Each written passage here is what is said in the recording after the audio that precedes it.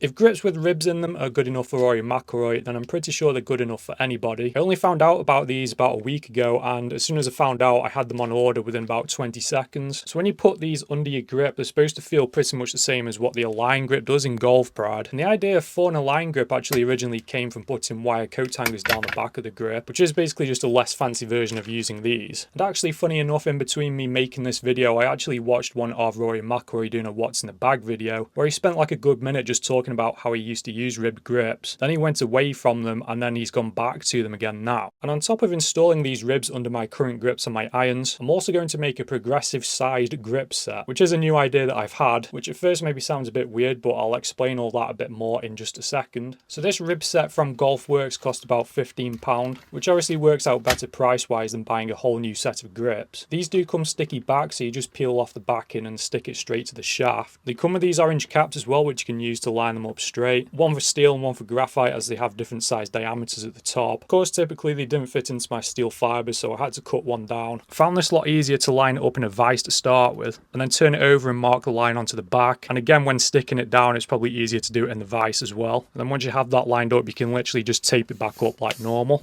But we don't like to do normal things around here, so what I've come up with, and what I was talking about before, is basically I'm going to make each grip a bit thicker on the bottom hand, but make it get thicker and thicker as it goes down into the shorter irons. And again, having a thicker bottom hand is something that the pros used to do like 20-30 years ago by putting more tape under that part of the grip, and that's where the +4 idea came from in Golf Pride again. But I've never actually heard anyone of doing that in a progressive style. So basically what I'm going to do for my 5-iron going down is add an extra layer of tape on the bottom hand, which is pretty much just the bottom half, or just slightly more than half. By the time I get down to my pitching wedge, it's going to have 7, and I'm going to do the same as that on my 46 degree. And another what's in the bag video that I've seen is one of Tiger's quite recently, where he said in that he has his shorter irons made flat, so that will help to open the face up slightly and move the ball to the right a bit more. But then he has his longer irons set upright, because when he's trying to add a bit more loft to them, it's a bit easier for him to miss it to the right. So making them upright will just help him to not miss as much to the right, or maybe even hit a slight draw. And well, I mean, this set that I have in Mizuno is quite weird anyway. Every iron is different. I've got every model that Mizuno do as a 4-to pitching wedge set. Basically got the 5-iron as the hot metal and the pitching wedge as the 241, and every other model in between. Which, yeah, is a bit weird, but I'd actually say that's one of the best golf equipment decisions I've actually made. And I will cover that a bit more when I do a what's in the bag video in a few weeks' time. So I think a progressive grip set will go quite nicely with that set of irons. So when I was gripping these, I built up the layers using duct tape, as it's a bit cheaper than using double-sided golf tape. Then the last layer will be proper tape, just to help the grip go on a bit easier. So like I say, I usually have 2 on as standard and 2 on the bottom hand anyway, so I'm sticking with that on my 5-iron, 2-iron and my woods as well. Then the 6 is going to have 3, 7 is going to have 4, 8 is going to have 5, 9 is going to have 6, pitching wedge is going to have 7. And like I say, I probably will do my wedges as well, which will also have 7. I'm also doing something else a bit weird and putting these grips on sideways, which is a new idea of mine. But if you look at the side of a Golf Pride grip, like, they have like a line that runs all the way down the seam. I think that's quite a good alignment aid. And I tested this on another club, and I actually found it so much easier using that line. So I'm pretty excited to see how that goes.